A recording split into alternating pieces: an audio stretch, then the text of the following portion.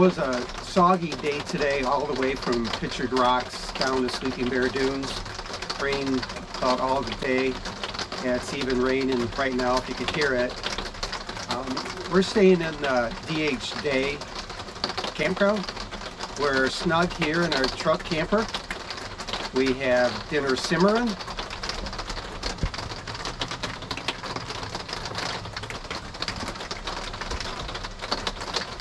So we're about to have dinner and then wrap it for the night.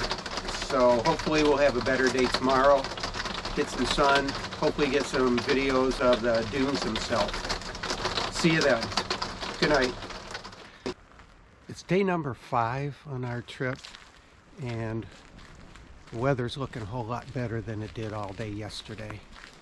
Right now we're leaving our campsite.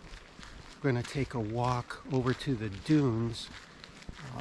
In the distance you could hear the waves hitting the shore on Lake Michigan. So let's take a walk this way and see what we could see.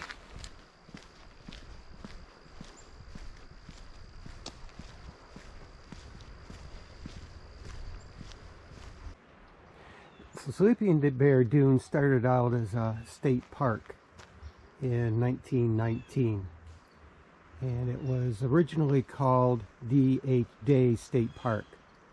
Eventually it all got rolled in together with a number of other parks as Sleeping Bear Dunes National Lakeshore, I think it's called.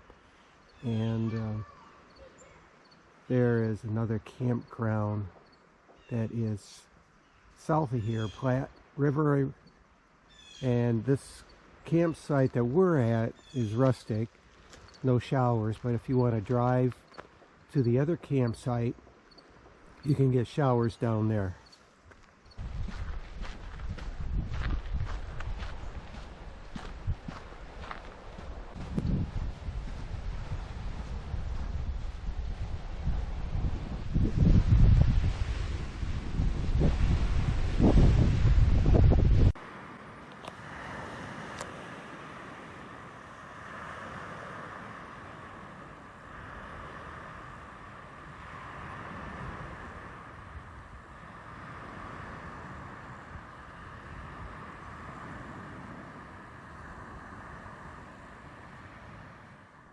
So from here, which is our campsite, we're gonna head north to Glen Haven. There's an old-time general store and a blacksmith there. Let's see what they got to offer. I guess since it is late in the year, it is October 4th, 2021. They've already closed the general store.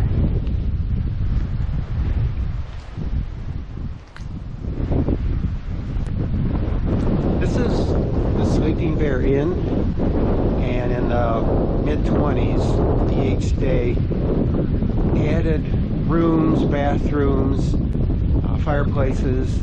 He was anticipating a lot of tourists coming, and this was in operation until I think 1972. And the national parks finally shut it down.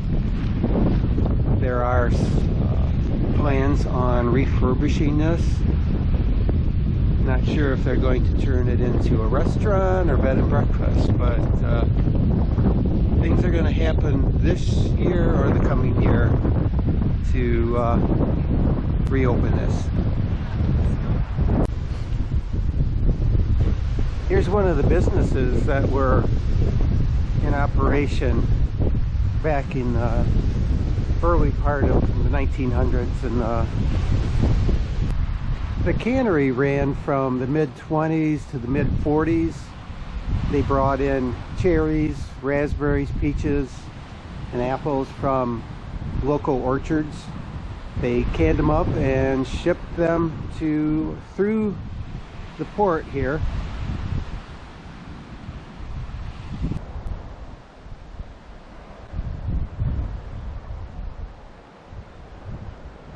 This was some of the equipment that was used way back in the 20s, 30s.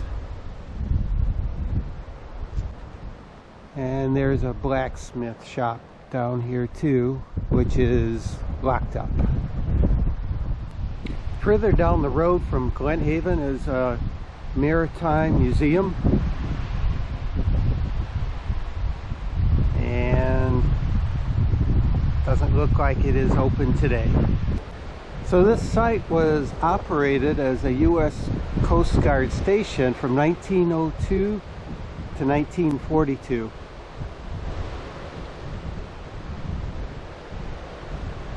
And over 80 shipwrecks during the early part of the 1900s are out there. This station would be called upon to save crew whenever those shipwrecks happened. So prior to 1915, there were two services for life-saving on waters, called the U.S. Life-Saving Service and the Revenue Cutter Service. In 1915, those two merged and formed the U.S. Coast Guard. So not much open here at Grand Haven for us. Guess we're a little late in the year. There's a lot of interesting information and history. So if you get a chance, maybe come earlier in the season. Check it all out. Here's where we get to do a dunes climb.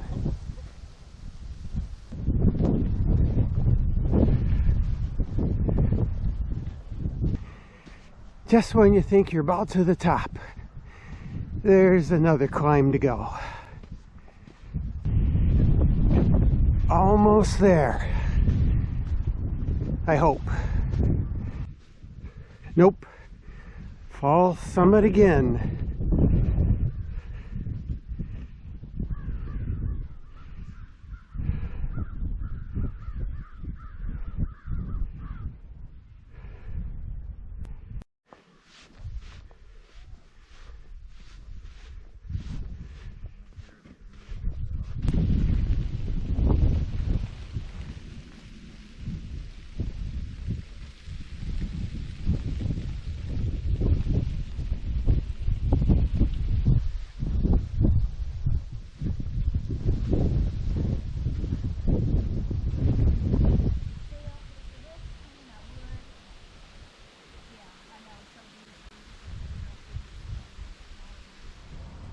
Day 6, and we are headed home.